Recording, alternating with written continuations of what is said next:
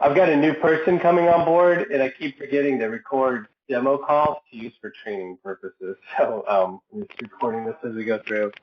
So our main screen right here, CSR Line Service has a wealth of information. We're looking at invoices that were run. We see who the customer is, the tail number that was there. We could see notes on the ticket just by clicking. The highlighted field has money on account, do not use this credit card. Credit card for fuel and hangar and maintenance use only. Cash on account is for training. So these are great notes. I can reprint a ticket from right here just by clicking on it. I see that ticket on the screen. It's set up to go into an envelope. It has the tail number and the make and model of the aircraft right here. Shows you what was delivered, the date and time of the truck delivery, and then we itemize out the tickets or the taxes. And this was run on Shell, and there's the approval code and the last 4 digits. Right here, you can email that ticket to the customer. They have an email address on file. It goes right out to them, or you can type in a new email if you desire. And we also support 3-inch receipt printing. I don't have a receipt printer installed, but you would just click on that and you can print the 3-inch receipt. Back on the main screen, we can instantly, one of my favorite features is just get a customer price. Someone called you and said, hey, I'm coming in this afternoon. What's your out-the-door price for 150 gallons a side of jet fuel? We can quickly type that in, choose get price. You've got tiered quantity. Discounts will come into play, and we can show that out-the-door price. On the main screen, you can also see customer information if you want. We show history.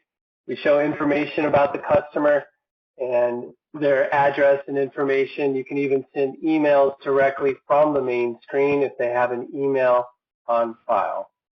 So this is a good example because it shows the customer email on file, tells me when they were modified, and I can see the credit card they have on file. So you can actually maintain multiple cards on file per customer with different notes. So you can use one card, say, for fuel and one card for other charges if you wanted to have that in the system. Nice. And then we show their ticket history right behind it. So just little details at the front counter that you can see, but if you're also running on an iPad, because you're cloud-based, or you need to check something on Saturday afternoon from your phone because the FBO called you, you can log in and quickly get to that information too. Nice. All right. So again, main screen. In these demos, what I like to do is just walk through 2 or 3 tickets. One, I'll do a sales ticket, and then we'll come back and we'll do a dispatch of an aircraft. Not necessarily here to train you, but just give you kind of a look and feel for how the software operates, like a discovery flight. I want to get you excited, and hopefully you'll be saying, yep, that'll work for me. Hey, yeah, except you didn't have to give me, I should have you give me a $49 discovery flight certificate, right? Then we'd be really doing well. Let me grab a drink, hang on. All right, so Josh comes in. Just landed outside. I've got a couple of options. I don't know your workflow, but we're pretty adaptable. One, if you're a current customer, I can start typing in a tail number, and it will pull up a list of those known tail numbers. So I'll just choose John Gable. That pulls up John's make and model. So we link tail numbers to makes and models. And note this, you can then use that make and model to drive a fee schedule. So your ramp fee and landing fees that you're doing by gross weight and by make and model can be driven by that. And then we have the ability also to automatically add charges to every invoice. So if you're telling me you got a landing fee that goes on every ticket, we can automatically add that, and knowing the make and model, it'll come up with the correct rate. Your CSRs don't have to know anything else in the book. I can see right here, John's got an American Express card on file. He could have other cards on file, and then there's notes that would show. Let's go ahead and fuel his aircraft. So I'm going to choose Add Fuel. And we'll put in the fuel. Let's see, what's a good number? 56 gallons. We put in totalizer reading. We do have, with that make and model ability too, we have the ability, I don't know if Atlas is using it, let's just check them real quick. We have the ability to cross-check and make sure the correct fuel type is being used on the ticket. So that way, if somebody chose something incorrectly, they're not using it, so I can't demo that. But we do cross-check for fuel types if that's set up and turned on. So far we've got avgas on here. I'm going to go ahead and add a sundry item or two. If I recall, I think there's a log block. Maybe not. I can search by part number or by description. Oh, there we go. Log book. So I searched by log in the description, and they're using the ASA part numbers. So I'll go ahead and choose that. And I'll add it to the ticket. And now that's on the ticket. I can leave it open, or I can go ahead and cash out. What would you like to do?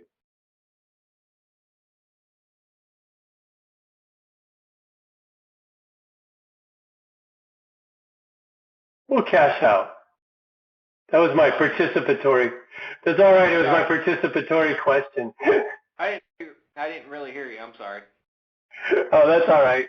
I said I can leave it open. So we can leave tickets open or go ahead and cash out. I'm going to go ahead and cash this one out. We'll just make it a cash payment to keep it easy. And there's also my check to make sure my browser and everything's working still. And we've accepted payment. We also support a digital signature pad, meaning you can drop a, what we like to do is use a low-cost Android tablet and put it on the front counter, and that'll scroll and show pictures of your FBO or whatever you send us. And then during the transaction, it's just like being at your local grocery store or Target store. We show the charges as they're occurring on the ticket, and at the end, the customer can actually sign with his finger. Cool. All right, so we ran the ticket. Any questions about that? No. Yeah, I mean, I always, in these demonstrations, I'm like, well, it's a little anticlimactic because it works. It does what it's supposed to do. Flight school. Let's take a look at the flight school piece. So we have a separate tab to dispatch the aircraft, which is right here, and the dispatch starts off with a dispatch button. Right now, there's nothing dispatched. Let me see what I see in the last 7 days. I would see activity, and there's an aircraft out right now. So I could check in that aircraft, but if you have aircraft in the air, this is what your CSR would be seeing. The tail number with its picture, the pilot with her picture, and then the instructor with his picture, and when it departed and is expected to return. So what we could do is check this one in, but I'll go ahead and check out another aircraft. From the list, I can pick a particular tail number, 570 Delta Bravo, and I can then pick a pilot. I never know what to expect when I'm using somebody else's database, so it always makes it interesting. Benjamin Almond, I don't know if he's a student or what his qualifications are, so I'm going to go ahead and dispatch him without an instructor. And what I just found was he is not rated for glass. So he doesn't have a glass rating in the 182. And so we have the ability to set up behind the scenes, in addition to single engine, multi-engine checkouts that you would expect, you can set up other type of insurance checkouts or anything else that you need to meet your requirements. High wing, low wing, you can group categorize. It looks like Atlas, they've added a category called G1182. Yep. So Ben failed his checkout, but let's also take a look down here. His 90-day solo date has expired, so obviously he's a student because I'm popping up student information. He's got no medical on file. Heck, maybe he's not even a student, or I mean, not active at all. I don't know. And then he's not checked out. Over on the left, I can see the flight history for the aircraft. Hey, Levi, are you on? Yeah. Hey, make a little note to yourself. Can you change this to sort in reverse chronological order? Because that would make more sense. Okay. Because you'd want to see the newest flight on top. I'm surprised that Purdue or somebody hasn't said something, but you'd want to go backwards. Okay. So I could throw him with an instructor. Hopefully my instructor is current, so we'll check that dispatch again. It went through because I now have this blue save dispatch button. And you can see we also now, Josh, checked the instructor, so we've checked his biannual. We've checked his medical, so he's got a class 2. And that's in play right now. Look, that's actually a good one. Look at that. So his medical date is 10/10/18. And I'm not actually sure why that one passed. That should not have. Unless they've got another one in there somewhere. And then he passed for the 182. Well, he passed because he's not over 40. Oh, over 40 false. But, hang on. I agree with you, but I don't. Because what I think should have happened is it should have said failed class 2, passed class 3. Correct. That's why I was looking at it. That's what slowed me down there because I'm like, I don't think he should have passed. Well, he passed, but generally we write in the logic. So I don't know if that logic's hidden on there, and we give those explanations. I'm getting a medical on Tuesday next week, so I'm up to speed on my rules. That's why I was looking at it like, huh. All right, so now we have 2 dispatched aircraft, and then we could have printed a dispatch sheet that they could have taken out to the aircraft. Checking in an aircraft, we could do sales activities. We can go about doing other things. We'll say that bin comes back in. They've now returned. So we're going to click on the green button, which is the returning aircraft, and check in the aircraft. That hobs out. I don't know why it didn't show a hobs out on this one unless it's past the date range and hasn't flown. We have some checks that if you haven't flown it within a week or 2 weeks, we require everything to be re-entered. So I'll just say that the hobs out was 3,500. Hobs in. Tack out. Tack in.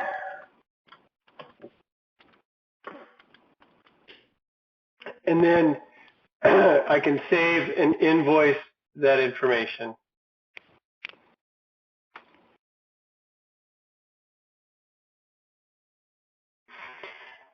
So we've now got Ben.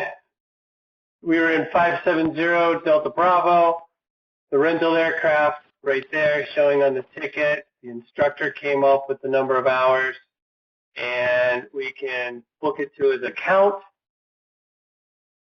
So I'll go ahead and do that. And I just made an account payment. So he had an expensive day of flying, like we all do. Yeah. And it's returned. The ticket is visible on the main screen. We pull it up. We can take a look at it. And the other thing that we show is the current balance. That's a setting in the system. You can turn on and off balances to show those or not show those. But there's his ticket and what he would get, and we could have emailed it to him at the front counter. Do you want that email to you? And just done it right there. The flight school module, I'll touch on a few items. So First and foremost, we start with aircraft and owners. Aircraft are owned by somebody in case they're a leaseback situation. Otherwise, we have each of the aircraft. And if we want to go in and take a look, we'll go back to that 182. We have a picture of the aircraft. You can show that, who the owner is, details about it like you'd expect to see, and then the checkout category that it belongs to. So this belongs to the G1182. Pricing comes in on the next page. We have some sophisticated pieces there in case, like in Florida, an aircraft rental is taxable unless there's an instructor on board. Okay. So we've got the ability to kind of move through a few things. That's what the sales account training is in rental. So we know if there's an instructor and we change the taxes. Maintenance. Oh, actually this one doesn't have any maintenance on it. What we do is add a maintenance check. So I'll set up ELT. That is a date check, recurring, years, 2. I can say the last time that it was checked was October 4th of this year. Date of next check is 10/4 of 2023. Actually, it would be at the end of that month in 2023.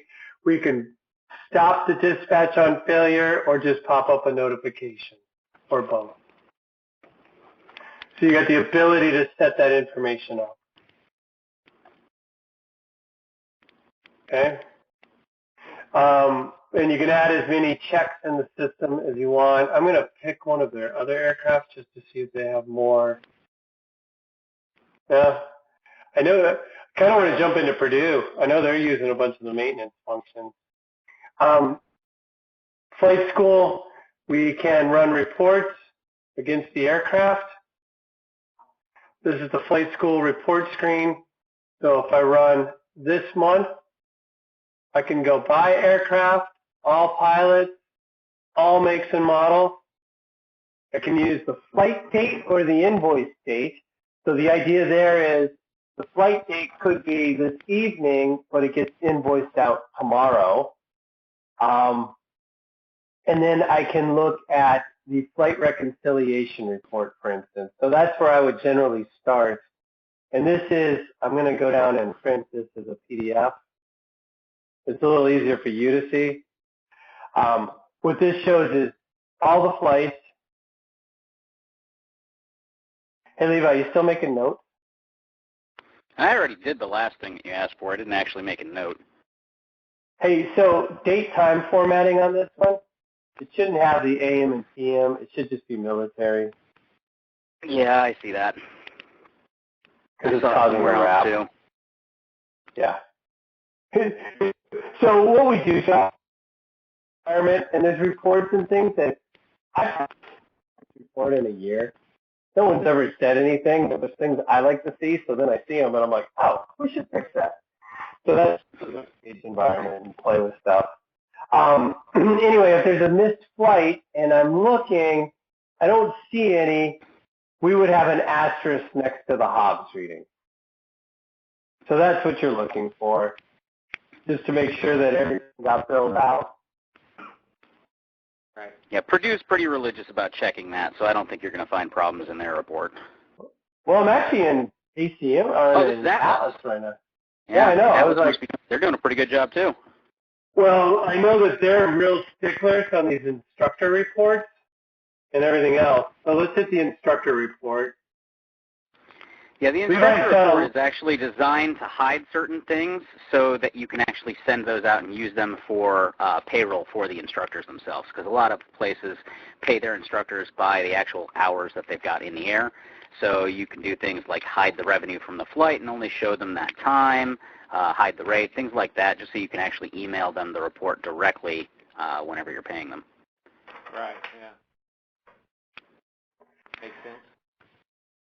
Hey, Levi, that's another good one, too. You probably need a spinner on that button for the instructor report, because it took a while to grind. Yeah. Yep, fair enough. And this one looks like another one with date and time on it. So the instructor report, if I want to see, I can run these by instructor, Josh, but, I'm looking at, it looks like Colin's been flying a lot. He managed 30 hours last month. Jake got 58 hours in. He's got to be tired of getting in the air. So obviously those two guys are staying pretty busy. And then you can break it out by aircraft. But you can see how they fly. So the reports are there. So, running Total FBO, I wrote FBO Manager back in 1996. Total FBO was my #1 competitor at the time. Pretty much today, we know how to match up and flange up against the reports and the expectations that you have. Yeah. So that's kind of a quick overview. What I'm going to do is hit a couple of these menus on the left. Again, not going through training, but just going to use them to drive some highlights that I want to make sure are in the system. And, you could check them off as, yep, I saw it. So under customers, recurring billing, I'm assuming you have monthly hangar and office rent? Yeah, yep. Uh-huh. So we have a pretty extensive recurring billing, periodic billing module. You can see that Alice has 81 customers in here to be billed out. You can also see that the payment type can go to credit card or on account. If I Chris Billings right here for his monthly hangar rent, what I see is that's going to his Visa card, and we automate that entire process. So at Alice, they just push a button, and about 6 to 7 minutes later, all 81 of these invoices have been run. And you can customize the sales descriptions and include tail numbers when you want. So that's the recurring billing, and I like to kind of show what it looks like on the screen. We're not going to really run any. But we grind through, we calculate pricing, and go through that process. Let me pull up, talk about discounts for a minute. I may have gotten stuck in a loop because I was trying to backdoor something.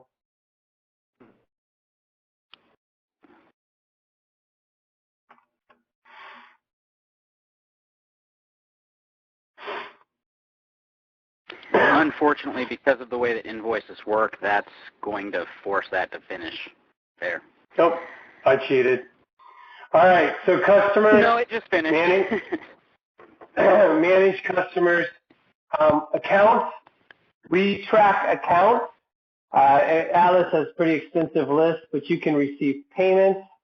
So let's go look at our guy, what was his name, Almond.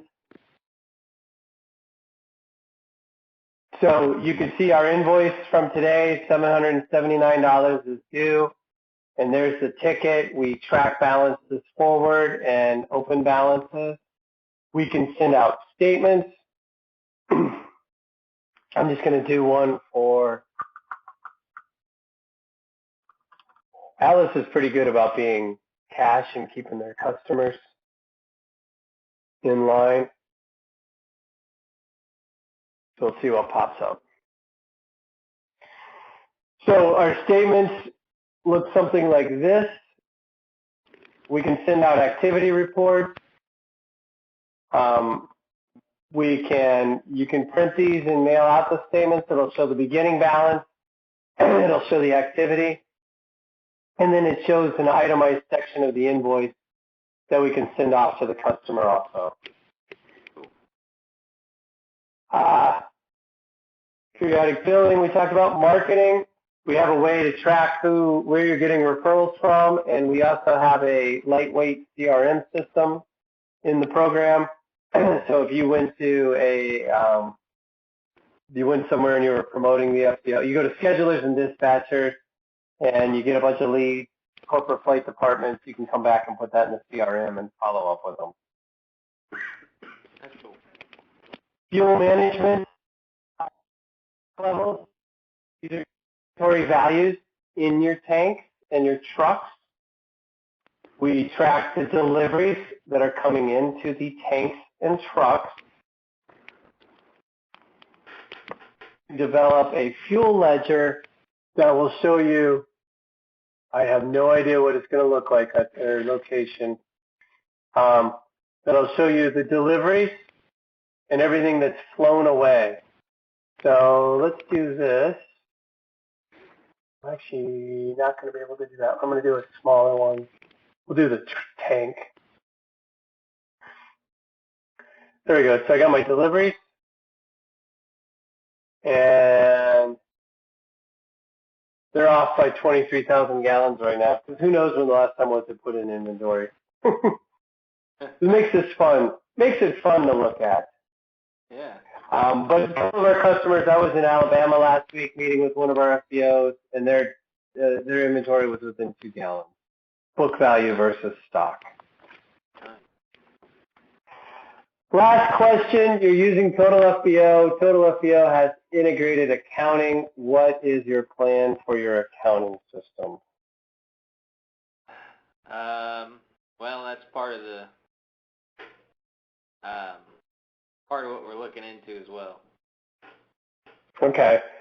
So we support QuickBooks Desktop, QuickBooks Online, Sage, Mass 90, and pretty much anything that will take a comma delimited file format, as we have a custom export builder for that. I personally use both QuickBooks Desktop in one of my companies and QuickBooks Online in the other. And FBO Director is my front-end software. So we run the software company with FBO Director, and I run my law practice with FBO Director. So what are other FBOs doing for like employees clocking in and out? What are they using? Generally, they're tracking those timesheets in their accounting software. Okay. So like if you go with QuickBooks, they have a payroll module, and they're tracking over there. Okay. And then I'm trying to think what else to ask. I already asked you if you had self-serve. We talked about fuel trucks. Oh, fuel trucks, we do have a system called Fuel Meter Cloud. It's a lightweight Android-based application that can be run on, a tablet or a phone. One of your line guys can run it on his own phone, or you can supply them tablets. And that will allow you to pick a truck and import and put in the start and end meter readings and automatically transmit those inside. So I kind of call it the poor man's version of TCS or Veeder-Root. I like that. Well, and that's, and Josh, that's exactly what Levi and I set out to do, because we know there's expense. But being able to get that ticket in right away when it's out on the ramp and just tap, tap, tap, and fill it out. So if you visit our website, there's a video on there that shows how that works. Cool. Now, back to the flight school. Does this support an online schedule for renters and stuff to use? Levi, I'm going to defer to you to answer that question. It's not complete yet. We have been building a scheduler system. We have most of the pieces built. They're just not all put together yet. Awesome.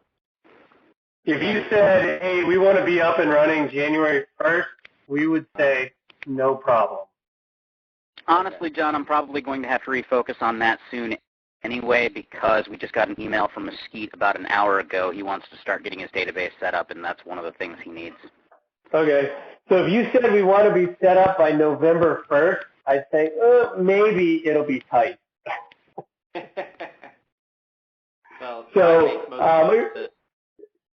I'm sorry. Yeah. So, and I don't know. Can I actually see it here in the app, Levi? Isn't it in the sandbox? Yeah, you have to go to default_sandbox.aspx, and then you can see some of the design work. It's not functional, but you'll be able to see the design work there. So when you guys do put that up live, will renters be able to go online and book or reserve a flight or Yes. an airplane? Yes, that's actually the whole reason that it got delayed. We had a handful of customers who didn't even want the scheduler, period, if they had to do the scheduling themselves. It was required by a couple of our customers that they have an access portal for their customers to be able to go into and do the scheduling themselves. So before finishing the scheduler, I actually had to build a complete customer portal, which is online and live now, but the functionality for the flight scheduler has not been added to it yet.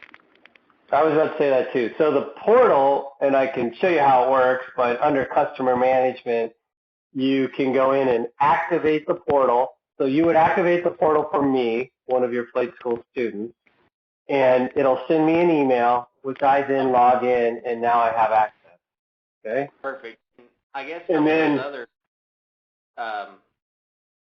flight school systems will let the users upload documents. Is that going to be on there or no? It's all coming. Okay. Actually, the document upload is already built into pilots. It's just not accessible from the portal yet. So that actually has been requested by a couple of our customers. They wanted to be able to send back contracts. So in the pilots module, you can actually see a document upload section. It just needs to be integrated with the portal as well. Yeah. Not huge. I was curious. Yeah, so this gives you an idea of what it starts to look like. We've got time of day, and then these areas will scroll because you may have more than 5 aircraft. So this section, the columns will scroll to the right so you can see all the aircraft, and then you have the instructors that are similarly connected. Or we may end up making it a drill down on these. We'll figure out which way makes the most sense. But we've got the beginning of what the GUI looks like and what's dispatched and invoiced.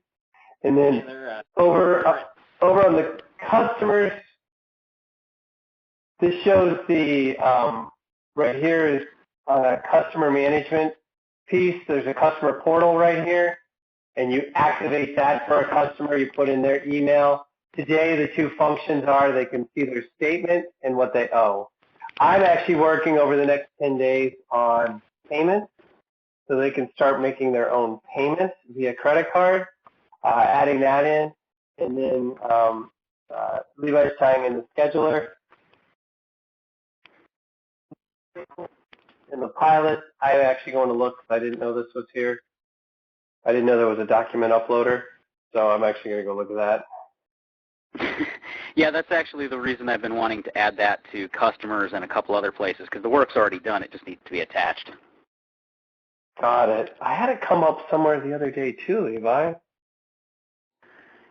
Oh, Anianta for hangar leases. Oh, that's right. Nice. That'd be nice. Yeah, it's City of Anianta. So we meet with a lot of folks, as you could tell, so that's why, and we try to be responsive.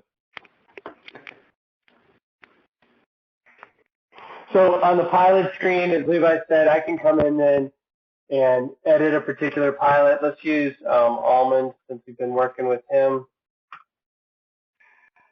So to find him, I just type that in the find box quickly. I'm on his pilot record. I can pull it up. You can update his image, and then right there's a document tab. And look at that, they actually have a document. Oh, I can't see it because... we're in stage. We haven't copied it down. Well, actually, it would have copied. Oh, I haven't copied it local and then copied it back over. I'm with you. Anyway, so there you go. So you can upload documents and view them right there, and then you can give them a name. Cool. All right, what questions do you have, Josh? I think the main things we went over, really. I don't believe I have any questions besides cost, obviously.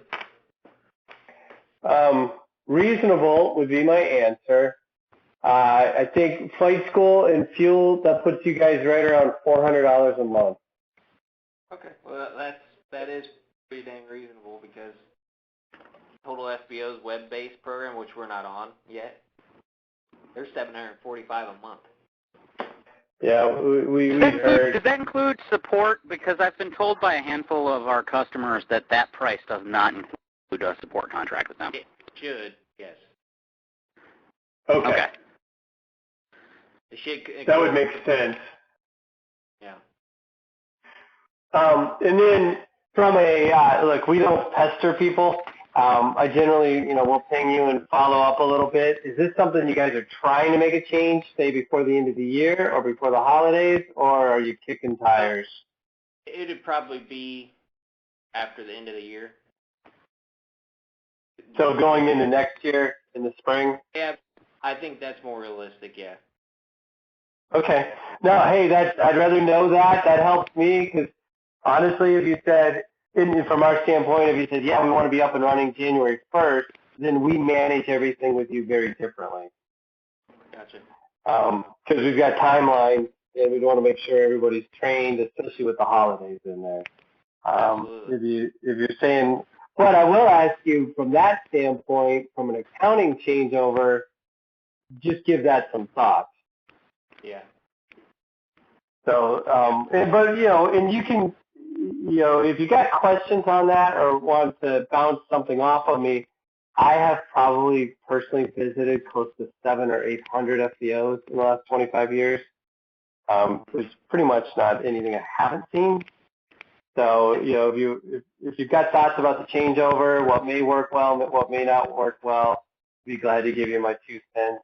And then our other partner is Ken Edwards. Ken and I both worked for Epic, for BP, and sold fuel. So we've got insights into contract fuel and pricing and those programs too. So I can offer some help whenever you need it. Awesome. Now that you did say contract, that does remind me. I assume we could do our DoD contract through this too? Yeah, so you're taking that. Yeah. You can. And are you processing that through your AvFuel rails or processing the KHI directly? It's through AvFuel. Okay. Easy through AvFuel. I actually have specs from KHI that got delivered yesterday.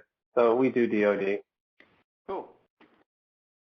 Awesome. And that'll show the invoice without quantities and things like that. All right? All right. Well, I appreciate you guys.